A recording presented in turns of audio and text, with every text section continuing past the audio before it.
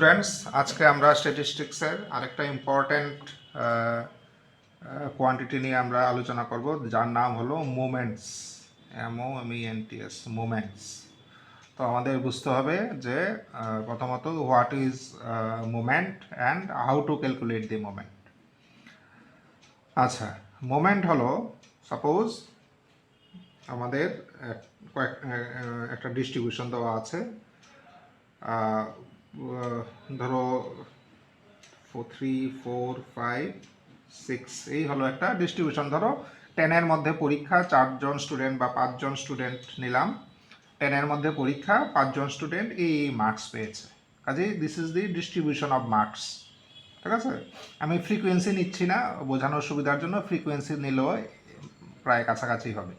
ঠিক আছে, কি মানে এক কথা 3 পেয়েছে কতজন স্টুডেন্ট, 4 পেয়েছে কতজন স্টুডেন্ট, আমি এই ফ্রিকোয়েন্সিগুলো এখন নিচ্ছি না।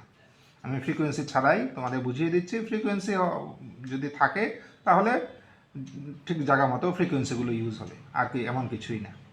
তো এই হলো ডিস্ট্রিবিউশন অফ মার্কস। এবার যদি বলে এই ডিস্ট্রিবিউশনের মোমেন্ট কত, মোমেন্ট হলো যে আমার বুঝতে হবে যে মোমেন্ট সবসময় হয় অ্যাবাউট এ পয়েন্ট। ঠিক আছে, মোমেন্টস অ্যাবাউট 5 হতে পারে, মোমেন্টস অ্যাবাউট 3 হতে পারে, মোমেন্টস অ্যাবাউট 6 হতে পারে। আমি ইন জেনারেল ধরলাম মোমেন্টস অ্যাবাউট এনি পয়েন্ট, ধরো ক্যাপিটাল এ। তাহলে মোমেন্টস অ্যাবাউট ক্যাপিটাল এ যদি ক্যালকুলেশন করতে হয়, আমরা করব কি, প্রতিটা নাম্বার থেকে ক্যাপিটাল এ কে আমরা বিয়োগ করব।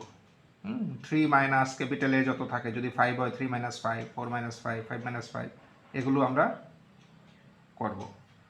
আচ্ছা, এবার আমার করতে হবে কি, এগুলোর সাম। তাহলে summation of xi minus A, summation of xi minus A. আচ্ছা, এবার আমরা কয়টা নাম্বার আছে, 1 2 3 4 5, এবার এই নাম্বার কত, যতটা নাম্বার আছে এত দিয়ে এটাকে ডিভাইড করব। তাহলে আমরা পাবো যেটা, সেটাকে বলা হয় first order moment about A, এবং এটাকে লেখা হয় μ1 ড্যাশ।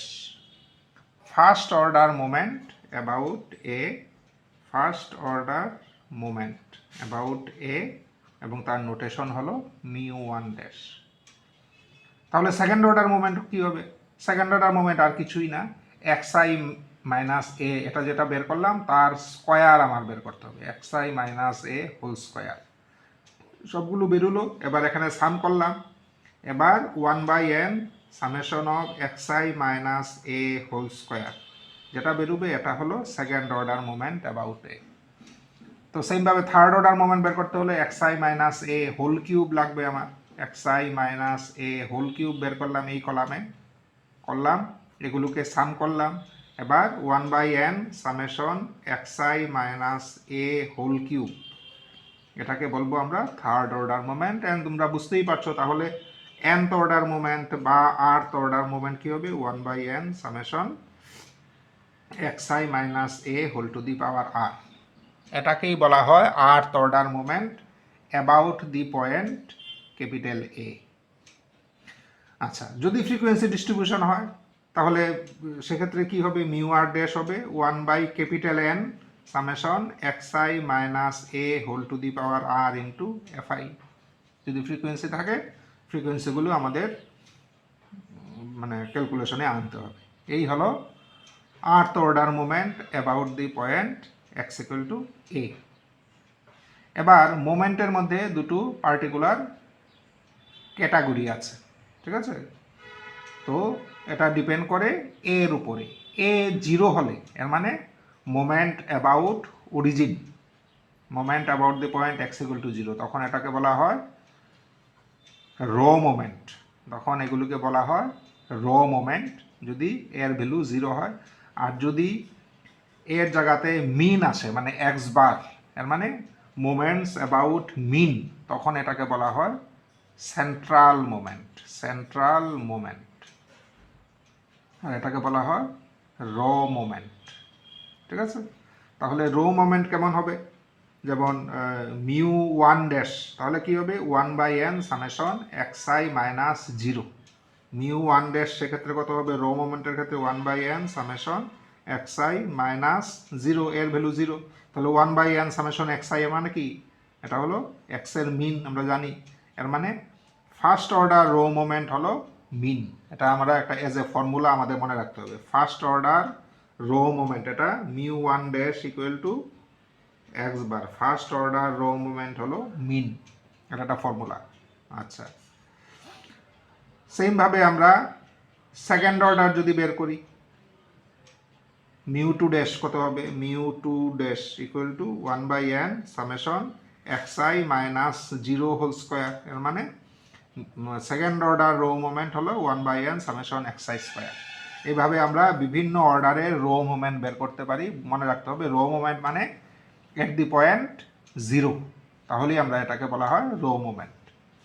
আচ্ছা, আর সেন্ট্রাল মোমেন্ট কি? সেন্ট্রাল মোমেন্ট হলো এর জায়গাতে আমার মিনকে ইউজ করতে হবে। তাহলে ফার্স্ট অর্ডার সেন্ট্রাল মোমেন্ট দেখি।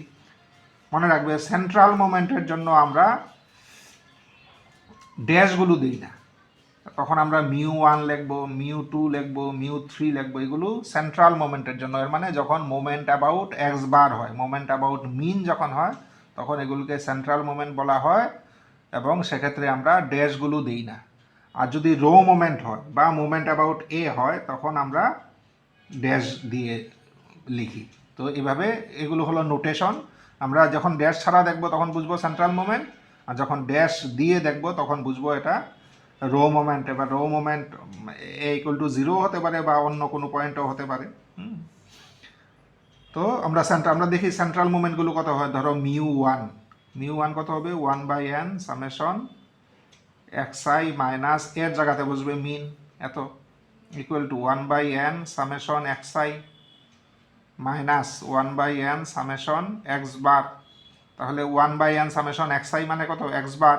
মিন minus 1/n summation x bar মানে n এক্স বার। এক্স বারকে n বার যোগ করলে n এক্স বার হবে। তাহলে x bar minus x bar, এর মানে 0। এর মানে first order central moment is always 0। এটাও কিন্তু একটা ফর্মুলা আমাদের মনে রাখতে হবে। First order central moment is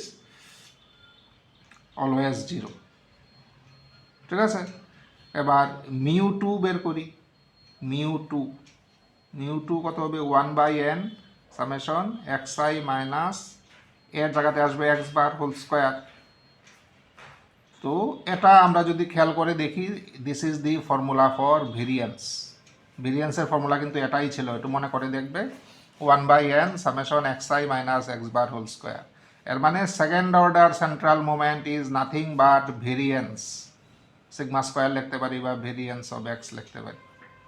second order central moment, এটাও একটা formula. Second order central moment হলো ভেরিয়েন্স। ঠিক আছে, সেমভাবে আমরা থার্ড অর্ডার সেন্ট্রাল মোমেন্ট বের করতে পারি, আমরা fourth order central moment and so on বের করতে পারি। তো মনে রাখবে মোটামুটি এই কয়েকটা খুব বেশি কাজে লাগে। First order central moment, second order central moment, third order central moment, fourth order central moment. এই চারটা একটু বেশি কাজে লাগে। ঠিক আছে, first order central moment 0, second order central moment কি বললাম? Variance. Third order central moment আমাদের কাজে লাগবে স্কিউনেস বের করার জন্য, আর ফোর্থ অর্ডার সেন্ট্রাল মোমেন্ট আমাদের কাজে লাগে কার্টোসিস বের করার জন্য। এবার স্কিউনেস, কার্টোসিস টার্মগুলো নতুন হতে পারে, এগুলো নিয়ে আমরা পরে আলোচনা করব। আপাতত অতটুকু মনে রাখো, কোনো ডিস্ট্রিবিউশনের সাথে রিলেটেড থাকে স্কিউনেস, কার্টোসিস, এই কথাগুলো। এগুলো দিয়ে আমরা বুঝি যে এই ডিস্ট্রিবিউশনটা কেমন। তো এগুলো নিয়ে আমরা পরে আলোচনা করবো। আপাতত অতটুকু মনে রাখি, থার্ড অর্ডার ফোর্থ অর্ডার এগুলো কাজে লাগে আমাদের স্কিউনেস অ্যান্ড কার্টোসিস বের করার জন্য। তো আমরা বেশ কিছু রো মোমেন্ট দেখলাম, আমরা সেন্ট্রাল মোমেন্টগুলো দেখলাম। এবার আমরা রো মোমেন্ট আর সেন্ট্রাল মোমেন্টের মধ্যে কি রিলেশন আছে এগুলো এস্টাবলিশ করার চেষ্টা করি। আচ্ছা, ধরো আমরা সেকেন্ড অর্ডার সেন্ট্রাল মোমেন্ট নিই। এর মানে মিউ টু কত? 1/n summation xi minus x bar whole square equal to, আমরা এক কাজ করি যে এটা তো অ্যাবাউট মিন, এটাকে আমরা অ্যাবাউট মিন ছাড়া অন্য অ্যাবাউট এট দি পয়েন্ট এ দিয়ে দেখার চেষ্টা। আচ্ছা, সামেশনটা দিইনি। আচ্ছা, তাহলে xi মাইনাস এ লিখলাম plus A minus x bar a minus x bar, এভাবে ব্যালেন্স করে দিলাম, whole square equal to 1/n summation a plus b whole square, তাহলে a square plus b square plus 2, আগে বিটা লিখলাম এরপরে লিখলাম এ, এই পেলাম।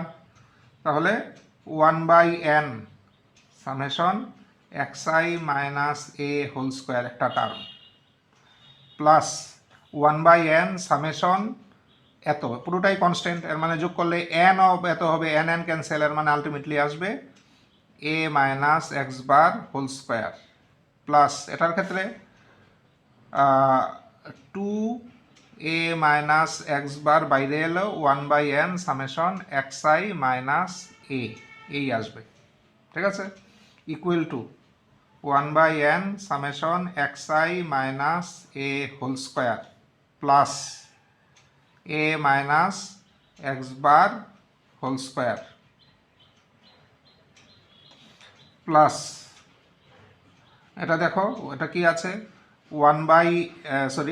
2 into A minus x bar, আর সঙ্গে আছে 1/n সামেশন xi মাইনাস এ, তো 1/n সামেশন xi মাইনাস এ দেখো কত হবে, আমি একটু রাফে এখানে দেখে নেই, 1/n summation xi minus a, 1/n summation xi minus 1/n summation a, মানে n কাটা মানে এ, এর মানে 1/n সামেশন xi মানে কত, x বার মাইনাস এ, কাজেই তার ভ্যালু হলো x bar minus a equal to 1/n summation xi minus A whole square plus এখানে দেখো 2 এ মাইনাস এক্স বার, এখানে plus A minus x bar whole square, -2 a minus x bar whole square plus এত, মানে minus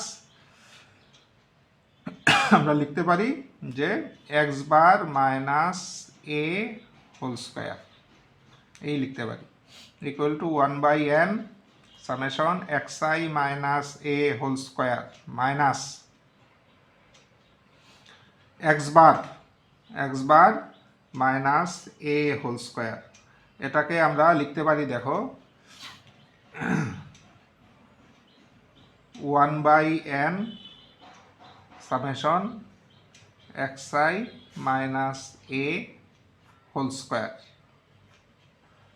লেখা যায় কি x bar minus এ কে 1/n summation xi minus এ, দেখো এখানে এক্স বার মাইনাস এ, এর মানে 1/n সামেশন xi মাইনাস এ, তো এক্স বার মাইনাস এ কে আমরা এই ফর্মে লিখলাম, ইকুয়াল টু, এবার দেখো 1/n সামেশন xi মাইনাস এ হোল স্কোয়ার, এই যে 1/n সামেশন কি mu two dash minus 1/n summation xi minus a, 1xi minus এটা কি মিউ 1 ড্যাশের স্কোয়ার, কাজে কি পেলাম mu 2 equal to mu 2 dash minus mu 1 dash square, this is a very important formula, mu 2 equal to mu 2 dash minus mu 1 dash square, this is a relation between central moment and moment about any other point, এটা 0 হতে পারে, এ হতে পারে, 5 হতে পারে, যে কোনো কিছু হতে পারে, এগুলিকে বলা হয় নন সেন্ট্রাল মোমেন্ট, ঠিক আছে, কাজেই this formula is valid for, একদিকে হলো সেন্ট্রাল মোমেন্ট মানে মোমেন্ট অ্যাবাউট মিন, আর একদিকে হলো moment about any other point, not necessarily that এটা মোমেন্ট অ্যাবাউট 0ই হতে হবে, যে কোনো পয়েন্টের ক্ষেত্রে এই ফর্মুলাটা ভ্যালিড। সো আমরা বলতে পারি this is the relation between raw moment and central moment, বা বলতে পারি this is a relation between non central moment and central moment. তো এই রিলেশনটা দেখো সেকেন্ড অর্ডার সেন্ট্রাল মোমেন্টের জন্য এই relation, first order central moment 0 সবসময় অলরেডি পেয়েছি, তো আমরা আগেই বলেছি যে প্রথম 4টা মোমেন্ট আমাদের খুব বেশি কাজে লাগে, কাজেই প্রথম 4টা মোমেন্টের জন্য আমাদের এই ধরনের রিলেশনগুলো শুধু প্রুফ জানলেই হবে না, আমাদের মুখস্থও করতে হবে। তো এই মোমেন্টগুলো আমরা এক জায়গায় লিখি, হোয়াট ইজ দি রিলেশনগুলো অলরেডি আমরা পেয়ে গেছি রিলেশনগুলো আমরা প্রথমে পেলাম কি μ1 ড্যাশ, সরি μ1 আমরা দেখেছি first order central moment always 0।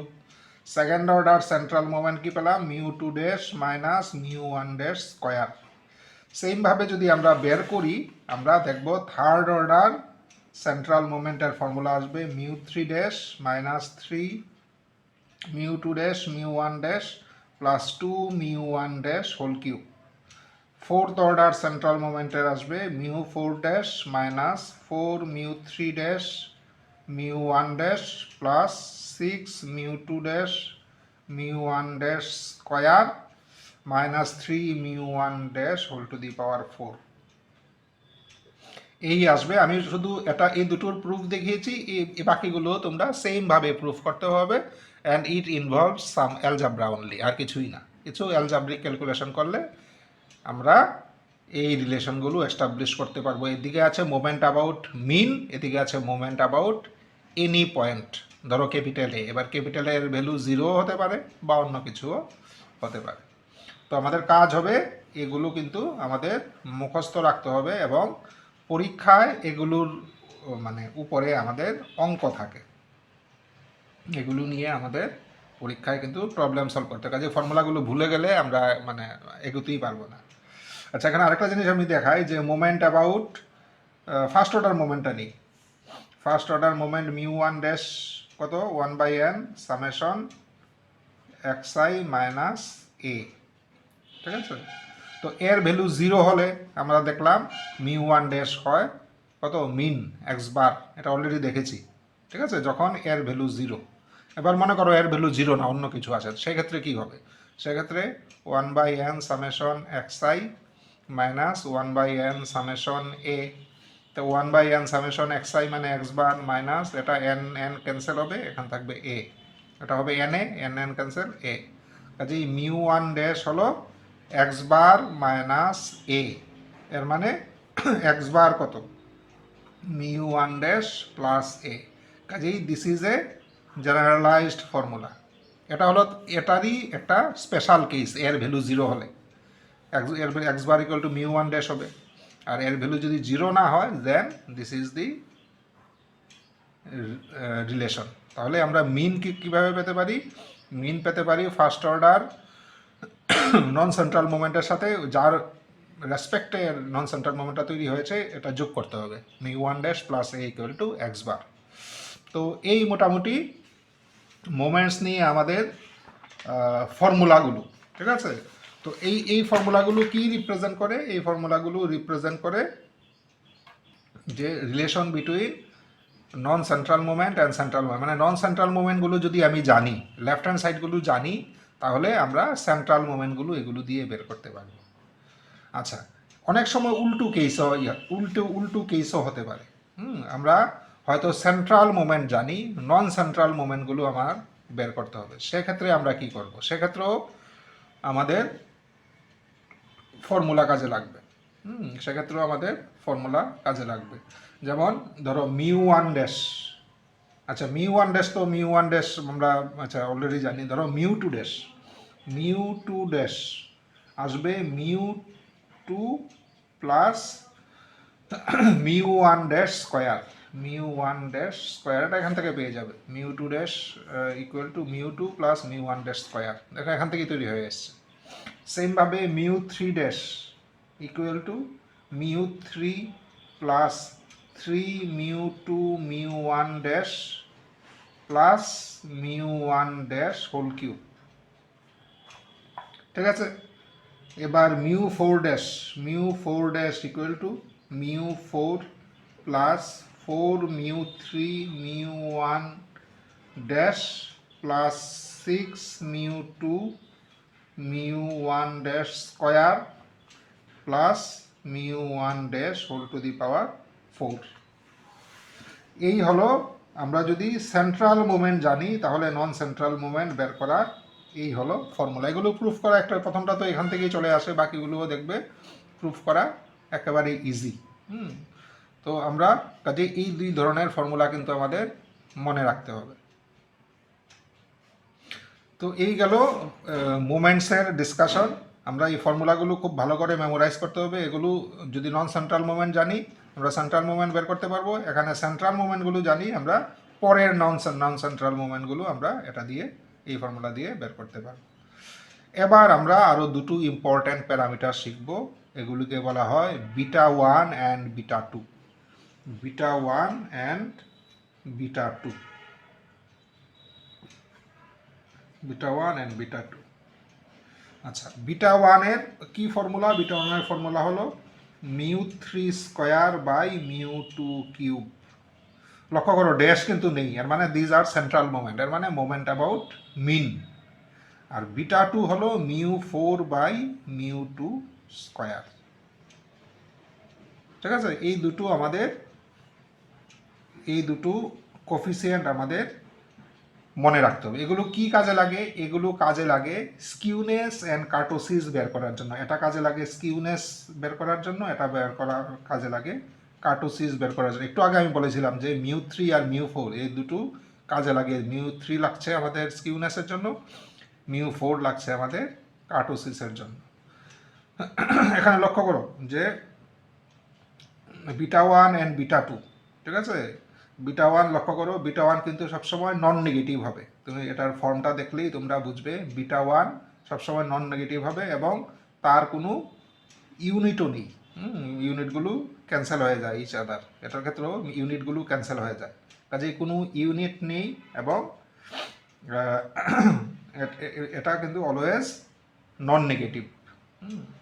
আচ্ছা, এবার আমরা কি বললাম? বিটা 1 বিটা 2 কাজে লাগে স্কিউনেস অ্যান্ড কার্টোসিস বের করার জন্য।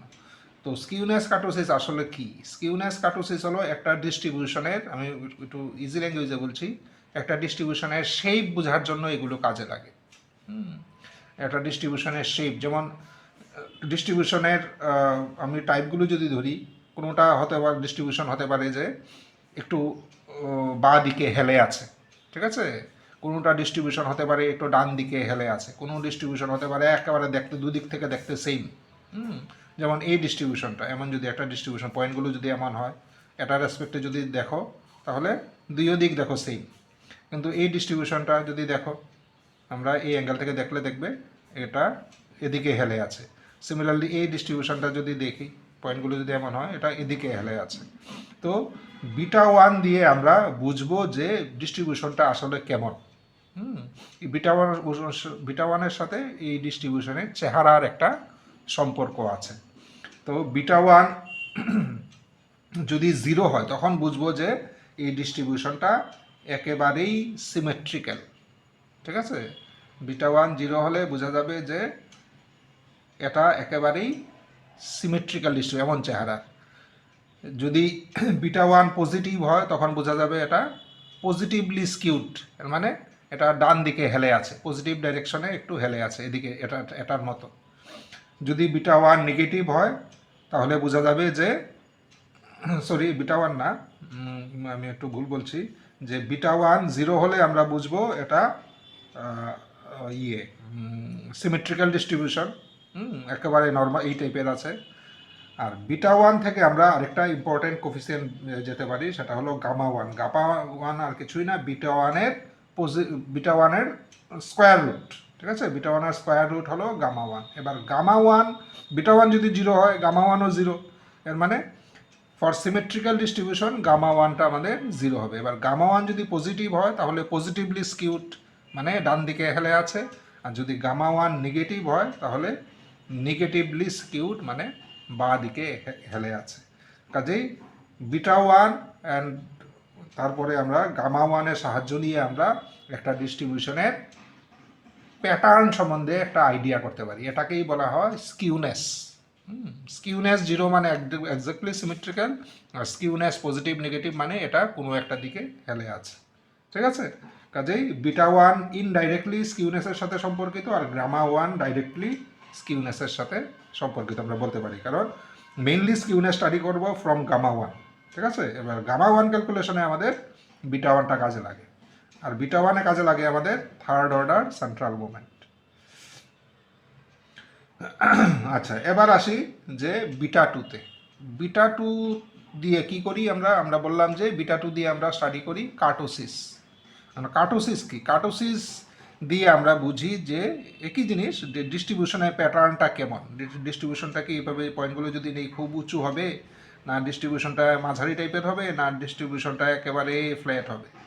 ঠিক আছে, এটা বোঝার জন্য আমরা ইউজ করি বিটা টু। তো বিটা টু ক্যালকুলেশনের পরে আমাদের আরেকটা কোফিসিয়েন্ট ক্যালকুলেশন করতে হয়, এটাকে বলা হয় গামা টু। গামা টুর ফর্মুলা হলো বিটা টু মাইনাস 3।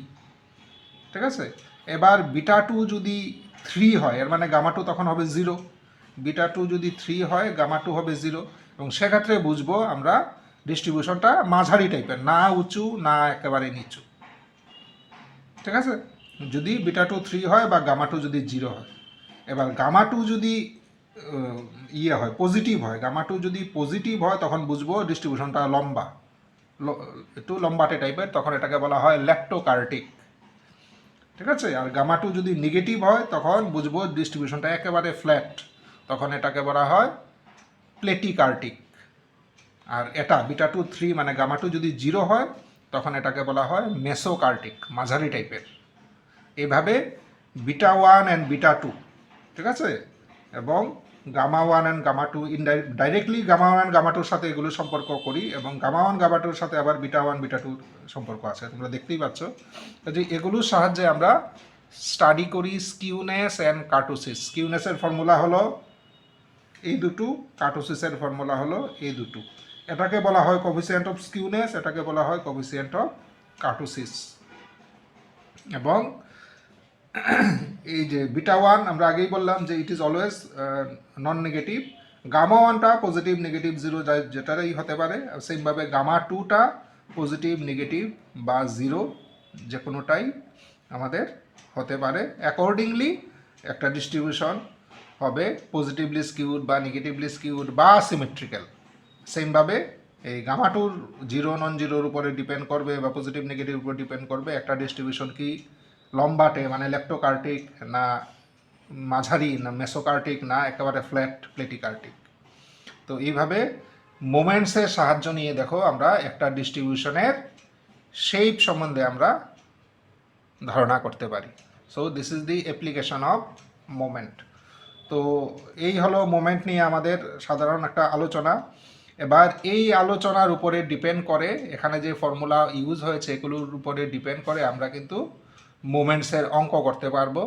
পরের ক্লাসে আমরা মোমেন্টসের একটা প্রবলেম সলভ করে আমরা দেখব, এবং এই টাইপের অন্য যে কোনো প্রবলেম যদি তোমরা করো, এটা যদি ভালোভাবে বুঝে নাও তাহলে অন্য যে কোনো টাইপের প্রবলেম তোমরা মোমেন্টসের উপরে তোমরা সলভ করতে পারবে। স্টুডেন্টস, আমরা আগের ক্লাসে মোমেন্ট সম্বন্ধে বিস্তারিত জেনেছি। এবার আমরা মোমেন্টসের উপরে কিভাবে প্রবলেম সলভ করতে হয় আমরা এটা দেখব। তো এখানে দেখো একটা কোয়েশ্চন নিয়েছি আমরা, বলা আছে যে first 4 moments of a distribution about the value 4 of a variable আর এত এত এত। তো এখানে তাহলে আগে ডিসকাশন অনুযায়ী ক্যাপিটাল এ মানে আমরা বলছিলাম যে মোমেন্ট সবসময় অ্যাবাউট এ পয়েন্ট বেরোয়, তো পয়েন্টটাকে আমরা এ নিয়ে ডিসকাশন করেছিলাম। তো এই প্রবলেমে বলেছে যে কোন ভ্যালুর রেসপেক্টে, 4-এর রেসপেক্টে, মানে এ এর ভ্যালু হলো এই ক্ষেত্রে 4। আচ্ছা, এবার 4-এর রেসপেক্টে মোমেন্টসগুলো কি বলেছে? মোমেন্টসগুলো বলেছে যে ফার্স্ট 4 মোমেন্টস হলো μ1, আমরা বলেছি যে সেন্ট্রাল মোমেন্ট মানে মোমেন্ট অ্যাবাউট মিন ছাড়া বাকিগুলোতে আমরা ড্যাশ দেবো, কাজে μ1 ড্যাশ হলো -1.5, μ2 ড্যাশ হলো 17, μ3 ড্যাশ হলো -30, যে আর μ4 ড্যাশ হলো 108। ড্যাশ দিয়ে বুঝে যাব these are not moments about mean বা these are not central moments, এগুলো moment about any other point, অরিজিনও হতে পারে বা যে কোনো পয়েন্ট হতে পারে। তো এগুলো আমাদের দেওয়া আছে। আচ্ছা, এবার আমাকে কি বলেছে? ফাইন্ড দি মোমেন্টস অ্যাবাউট মিন, মানে সেন্ট্রাল মোমেন্টস বের করতে হবে। তো সেন্ট্রাল মোমেন্টস মানে যেগুলো ড্যাশ ছাড়া। এবার সেন্ট্রাল মোমেন্টস আর যে রো মোমেন্টস বা নন সেন্ট্রাল মোমেন্টও বলতে পারি, তাদের মধ্যে রিলেশন আছে। আমরা গত ক্লাসে অলরেডি দেখেছি যে তাদের মধ্যে রিলেশন আছে। যেমন এখানে ফার্স্ট আমার একটা 4টা লাগবে, আমার লাগবে mu one first central moment বা ফার্স্ট মোমেন্ট অ্যাবাউট মিন, আর লাগবে মিউ টু, আমার লাগবে মিউ থ্রি, মিউ ফোর, এই চারটা কিন্তু আমার বের করতে হবে। এবার মিউ ওয়ান কত কত ক্লাসে আমরা দেখেছি যে first central moment always zero হয়, প্রুফও এক লাইনের প্রুফ, জিরো হয়। এবার মিউ টু কত, মিউ টুর জন্য আমাদের ফর্মুলা আছে, গত ক্লাসে আমরা দেখেছি mu two dash minus mu one dash square. এবার মিউ টু ড্যাশ জানা আছে, মিউ ওয়ান ড্যাশ জানা আছে, এগুলো যদি আমরা ক্যালকুলেশন করি আমরা মিউ টু সম্ভবত পাবো 14.75। এবার মিউ থ্রি কত, মিউ থ্রিরও ফর্মুলা আছে আমাদের, mu three dash minus three mu two dash mu one dash plus two mu one dash whole cube. এবার দেখো এখানে প্রতিটা জিনিস জানা আছে, মিউ থ্রি ড্যাশ কত minus 30, minus three mu two dash এখন বের করল না, মিউ টু ড্যাশ তো দেওয়াই আছে, মিউ টু ড্যাশ হলো 17, মিউ ওয়ান ড্যাশ কত, মিউ ওয়ান ড্যাশ দেওয়া আছে minus 1.5 plus two mu one minus 1.5 whole cube.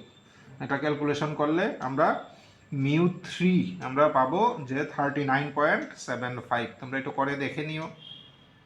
Mu ফোরের সিমিলারলি ফর্মুলা আছে, গত ক্লাসে আমরা পেয়ে গেছি। তাহলে মিউ ফোর হলো mu four dash minus four mu three dash mu one dash plus six mu two dash mu one dash square minus three mu one dash whole to the power four. এখানে খুব challenging কিন্তু এটা মনে রাখা, পরীক্ষা হলে derive করে লেখার মতো সময় পাবে না, কাজেই মনেই রাখতে হবে। আর মনে রাখতে গিয়ে একটা কোভিসিয়েন্ট একটা সাইন যদি এদিক সেদিক হয় বুঝতেই পারছো রেজাল্ট আসবে না।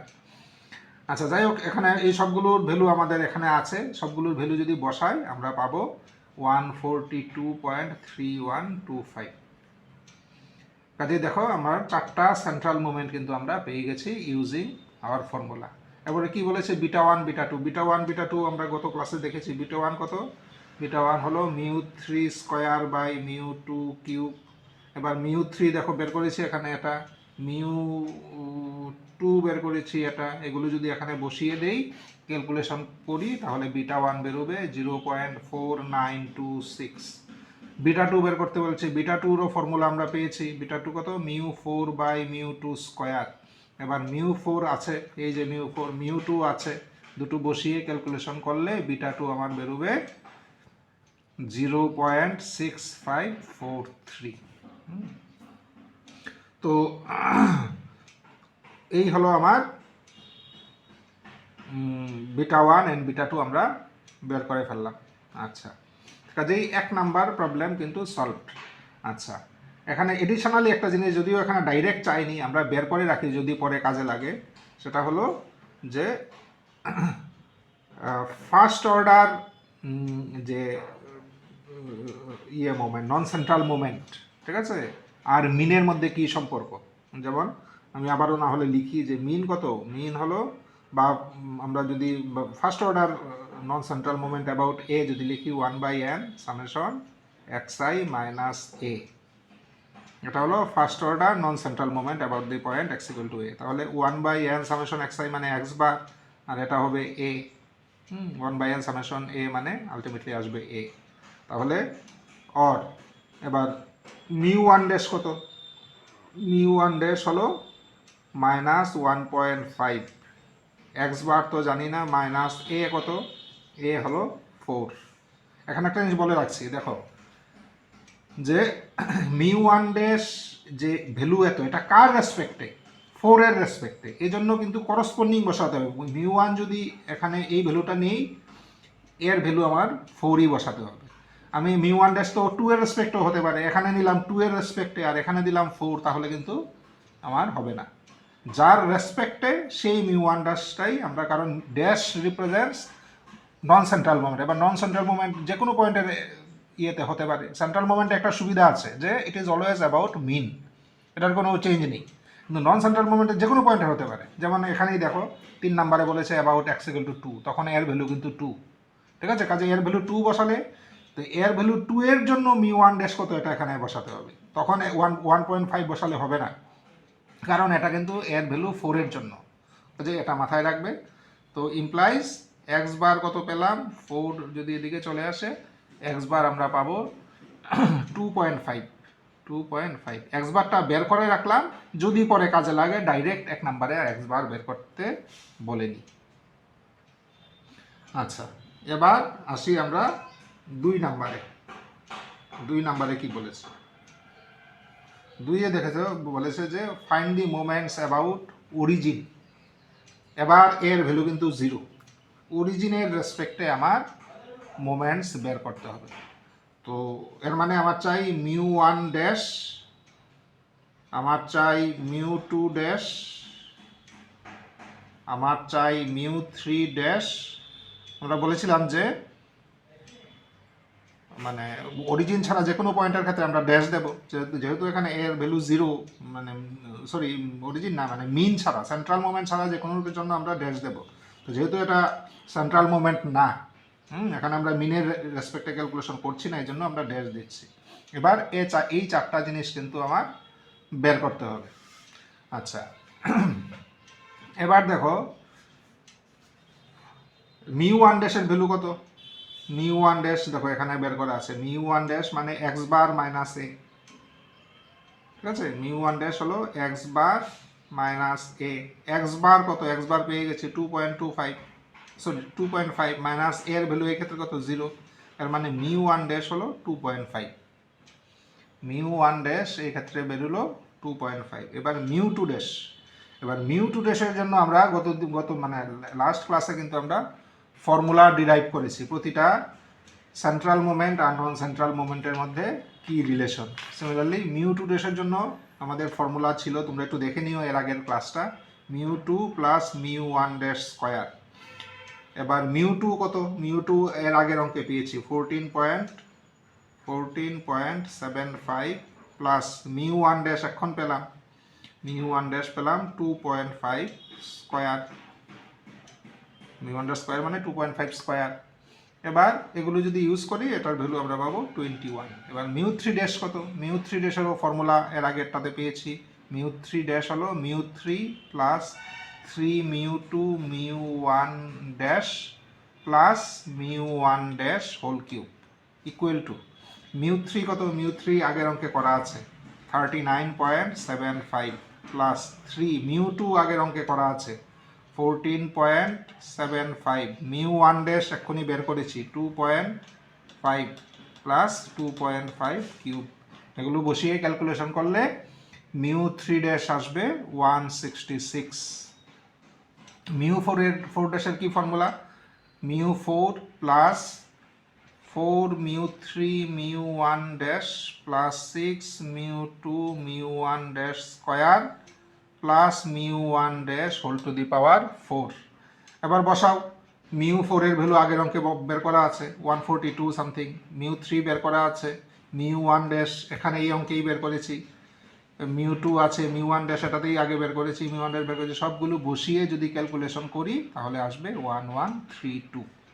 কাজেই 2 নম্বরেও আমরা অরিজিনের রেসপেক্টে আমরা কিন্তু সবগুলো মোমেন্টস বের করে নিলাম। ঠিক আছে, এবার লাস্ট বলছে যে moments about the point x equal to 2। Moments about the point আমরা এই স্পেসটা ইউজ করি, তাহলে একই ইয়েতে আমরা এই স্পেসটা ইউজ করে দেখি আমরা করতে পারি কিনা এক্স ইকুয়াল টু 2-র জন্য আমরা। কাজে 3 নাম্বার প্রবলেমের জন্য আমার এর ভ্যালু হলো 2। 3 নাম্বারের জন্য আমার এর ভ্যালু হলো 2। আমার এর জন্য বের করতে হবে কি μ1 ড্যাশ, ড্যাশ দিচ্ছি কারণ মিনের এগেনস্টে না, এটা 2 এর এগেনস্টে, কাজেই ড্যাশ দেব μ2 ড্যাশ, μ2 ড্যাশ, μ3 ড্যাশ আর μ4 ড্যাশ। এই 4টা জিনিস বের করতে হবে। μ1 ড্যাশের কি ফর্মুলা? μ1 ড্যাশ হলো এক্স বার মাইনাস এ। এক্স বার কত? এক্স বার হলো আমরা এখানে বের করেছি 2.5, এর ভ্যালু এই ক্ষেত্রে কিন্তু 2, এর মানে 0.5। μ1 ড্যাশ হলো 0.5। μ2 ড্যাশ কত হবে? μ2 ড্যাশের যে ফর্মুলা এর আগের অঙ্কে ইউজ করেছি same formula, μ2 plus μ1 dash whole square, μ2 plus μ1 dash whole square. এবার μ2 তো সেন্ট্রাল মোমেন্ট বের করা আছে 14.75 প্লাস μ1 ড্যাশ স্কোয়ার, μ1 ড্যাশ দেখো 0.5 স্কোয়ার করলে আমরা বেরোবে 15 মতো 15। মিউ 3 ড্যাশের ফর্মুলা দেখো এখানে ইউজ করেছি, সেম ফর্মুলা। এবার কি আসবে, mu 3 plus 3 mu 2 mu 1 dash plus mu 1 dash whole cube. এবার মিউ 3 মিউ 2 সব প্রথম 1 নাম্বার অঙ্কে বের করা আছে। আর কি লাগে, মিউ 1 ড্যাশ এখানে বের করেছি। তো এগুলো বসিয়ে দিলে আমরা মিউ 3 ড্যাশ পেয়ে যাব। সেমভাবে এটার মতোই আমরা মিউ 4 ড্যাশও বের করতে পারবো ইউজিং দিস ফর্মুলা।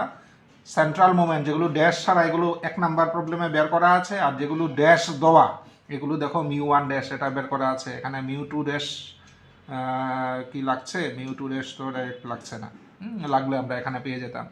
কাজেই ইউজিং দিস ফর্মুলা আমরা এর এগেনস্টও মিউ 3 ড্যাশের ভ্যালু সম্ভবত বেরোবে 62 যদি ফর্মুলাগুলো বসিয়ে ক্যালকুলেশন করি, আর মিউ 4 ড্যাশের ভ্যালু বেরোবে 244 ফর্মুলা বসিয়ে যদি আমরা ক্যালকুলেশন করি। In this way we can find moments about any point. এটা অ্যাবাউট মিন হতে পারে, অ্যাবাউট জিরো হতে পারে, বা অ্যাবাউট এনি আদার। দেখো এখানে কিন্তু আমরা মোমেন্ট অ্যাবাউট মানে ধরতে পারো 4টা পয়েন্ট নিয়ে আমরা ডিসকাশন হয়েছে। কোয়েশ্চনে দেওয়া ছিল অ্যাবাউট এ ইকুয়াল টু 4, আমরা বের করেছি অ্যাবাউট মিন, মানে এর ভ্যালু হলো এক্স বার, এগুলো আমরা বের করেছি। এর ভ্যালু এই ক্ষেত্রে যেগুলো বের করেছি এটা হলো এর ভ্যালু মিন। এরপরের অঙ্ক আমরা বের করেছি এর ভ্যালু জিরোর ক্ষেত্রে, মোমেন্টস অ্যাবাউট অরিজিন। এরপরেরটাতে বের করেছি এর ভ্যালু 2 এর ক্ষেত্রে। কাজেই ইউজিং দিস টেকনিক আমরা মোমেন্ট অ্যাবাউট এনি পয়েন্টস আমরা বের করতে পারি।